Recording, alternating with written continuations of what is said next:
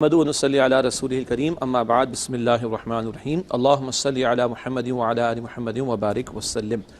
اچھا ہے کہ آپ نے اس موضوع کو بھی ہمارے ناظرین کے سامنے رکھ دیا ہے۔ پہلی بات تو یہ ہے کہ نبی اکرم صلی اللہ علیہ وآلہ وسلم ماہ رمضان المبارک کی تیاری بہت پہلے سے کرتے تھے، چنانچہ ابھی تو آپ نے شعبان المعظم کا ذکر کیا۔ اللہ کے نبی علیہ السلام کی ایک دعا ہمیں احادیث کی کتب میں ملتی ہے جو رجب کا چاند دیکھ کر آپ دعا فرماتے تھے، اللہم بارک لنا فی رجب و شعبان و بلغنا رمضان۔ اللہ ہمیں رجب اور شعبان کے مہینوں میں برکت عطا فرما اور ہمیں رمضان کے مہینے تک پہنچا دے۔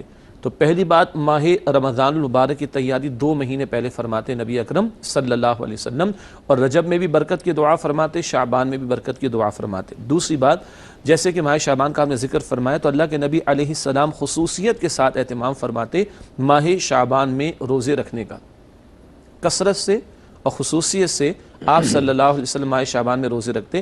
البتہ عام لوگوں کے لیے ہدایت یہ ہے کہ نصف شعبان کے بعد، شعبان کی 15 تاریخ کے بعد، وہ لوگ کہ جن کے معمولات عام طور پر نفل روزے رکھنے کے نہیں ہیں وہ روزے نہ رکھیں۔ کیوں؟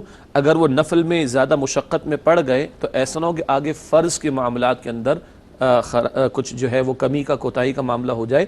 تو وہ لوگ کہ جو عام طور پر نفل روزوں کے پابند نہیں ہیں وہ نصف شعبان کے بعد تو روزے نہ رکھیں۔ یہ ہدایت نبی علیہ السلام نے ہمیں عطا فرمائی، تاکہ اگر کوئی ایسا ہے کہ جو نفل میں پڑ جائے اور فرض میں کوتاہی کر جائے تو وہ فرض کا معاملہ تو بڑا ہے۔ البتہ آپ صلی اللہ علیہ وسلم کا عمومی معمول کیا تھا؟ ماہ شعبان میں بھی رمضان روزوں کا اہتمام آپ صلی اللہ علیہ وسلم فرماتے۔ اس کو اگر ایک اور انداز سے دیکھیں تو عام طور پر فرض نمازوں سے پہلے، عام طور پر فرض نمازوں سے پہلے سنتیں ہمیں دکھائی دیتی ہیں، اور کچھ مرتبہ فرض نمازوں کے بعد بھی سنتیں دکھائی دیتی ہیں، جیسے کہ عشاء میں بھی ہے، مغرب میں بھی ہے، ظہر میں بھی ہے۔ تو ہم یہ دیکھتے ہیں کہ ماہ رمضان سے پہلے شعبان کے مہینے میں کثرت سے نبی علیہ السلام روزے رکھتے، اور رمضان مبارک کے بعد ماہ شوال کے بھی 6 روزوں کا نبی اکرم صلی اللہ علیہ وسلم اہتمام فرمایا کرتے تھے۔